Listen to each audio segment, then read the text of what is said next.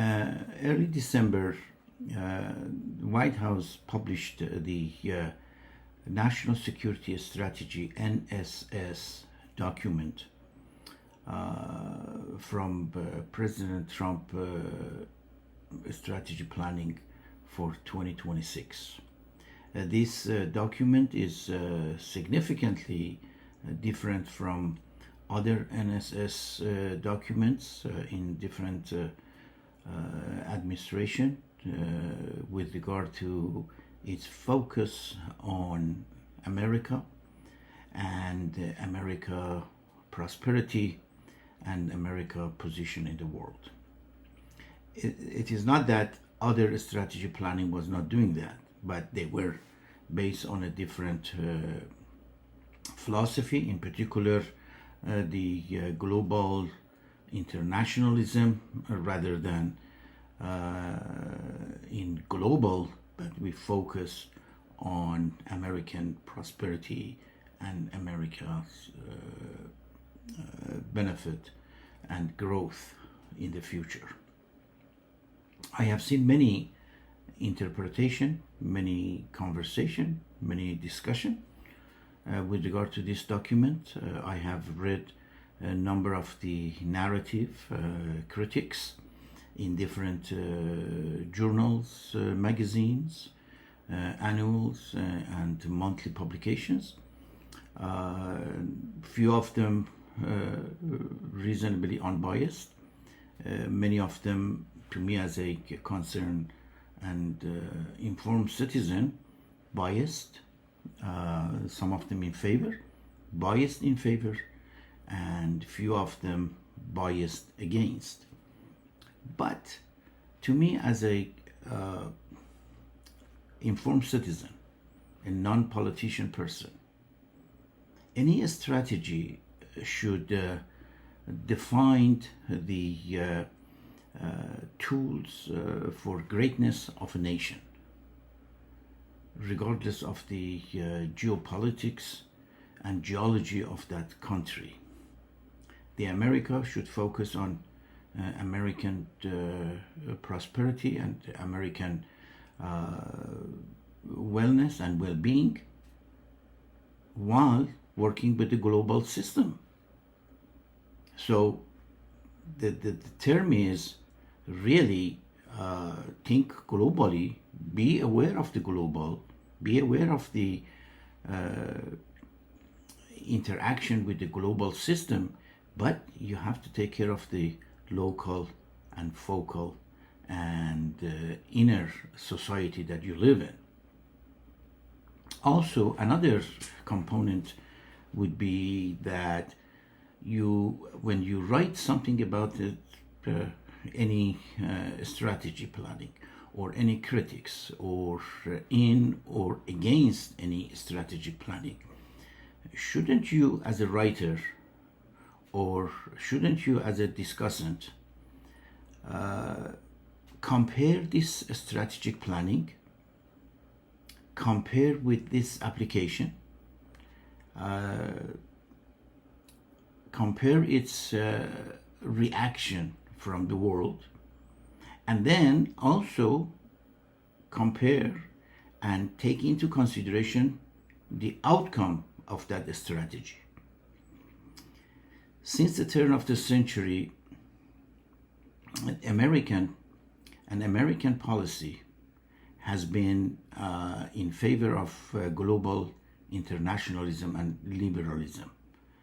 Our economy has been because of that. Our foreign policy has based on that. As such, we participated in NATO with the alliance with the European. We participated in the World War II, and we, in fact, saved Europe as a result of that. Billions of dollars spent and millions of Americans were killed. We collaborated with many countries, with European countries. We have collaborated even with those that they are not very friendly with us. We collaborated with Russia, we collaborated with China, we collaborated with all the Middle East. We have had lower tariff since 1900 in compared to many others. We have spent millions of dollars supporting and helping NGOs, other countries, poor countries. We have participated in global nutritional system. We have contributed to the child welfare fund, and all of those. So none of them, and nobody can deny that, nobody can criticize that. However, the question is, what has been the outcome? What has been the outcome measure that we have noticed and we have witnessed? President Monroe in, I believe it's 1823, proposed the Monroe's Doctrine, which in short referred to the America should stay away from, not interfere with the European countries, and the European countries should stay away from America. The national security strategy of 2026 of President Trump basically going back to that. In contrast to the other strategy, even during President Bush, and then mainly Obama, and then Biden, that they really promote the internationalism, liberal internationalism and globalism. This was a part of their strategy towards many countries, not only European, Middle East, China, Russia, India, Pakistan, and many other African countries. And I think still the overall strategy is to participate, to support the world as the America should, because America is a rich and wealthy country. However, now the focus seems to be turning towards more American prosperity. The national security strategy planning is focusing on the mass immigration, stopping the mass immigration and secure the border, is focusing on the realignment with the NATO. One of the reasons is, if you have noticed, the European countries' demographic has changed, has shifted towards non-European structure.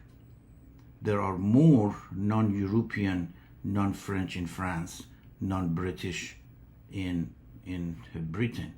As such, that new demographic and new geography demographic should be taken into consideration. The support of the asylum and immigration, the support of spending money on NATO should be reconsidered, since there are, or there might be, non-European allies in the NATO. As such, the NATO should be able to support and define themselves differently from what they have been doing for the last 3 years. The other important issue is the issue of Russia and China.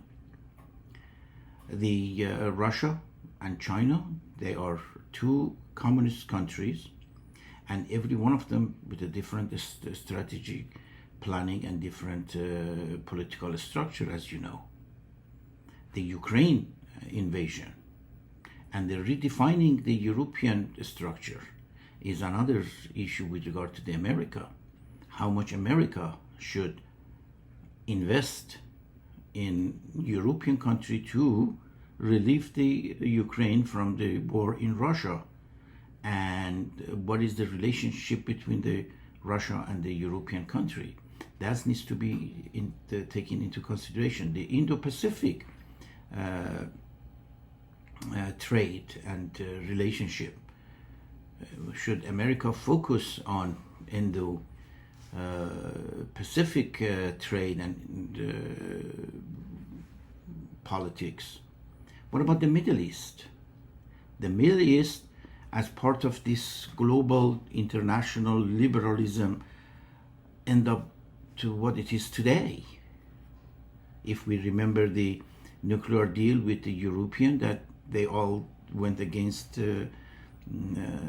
America. Now we are seeing the top politicians of the European Union are under indictment because of the corruption. So the political issue is so complicated and it doesn't look as it is. So I think any American has also read between the line of the alignment of the friendship, and should we really put all our eggs in one basket and offer it to the European, or go with President Trump America first issue. It doesn't mean that we should be isolationist. It doesn't mean that to me. To me, as a informed citizen, it means that we have to think about our country. We have to maintain the freedom and prosperity, yet we have to ask our friends, if they are our friends, to participate and to collaborate the way that they also be responsible for their well-being. Do we have to be present in Europe? Sure, we have to. Do we have to support the NATO? Sure, we have to. Should we spread the democracy and freedom? Yes. But what about the Europe? Does Europe has done the same thing for America? Did Europe during the past 25 years, with regard to their to the policy towards Middle East, towards Russia, towards purchase of the oil, gas, did they really work hand to hand with American? There are many kind of vague and not clear situation. There's very gray area in that policy. So next time we read the something about Europe, about America, we need to read it with regard to the changes for the past 100 years or 10 years. Did policy of the global liberalism and internationalism of the Obama and Biden era worked? If it worked, we have to continue. If it didn't work, we have to revise.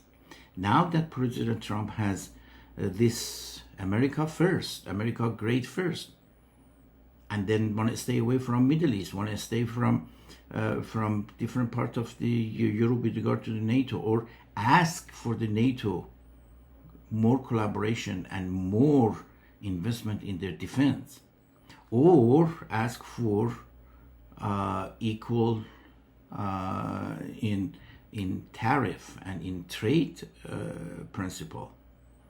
Give it a try. Give him a chance. If it works, it works. If it didn't, then we go back to the different strategic planning.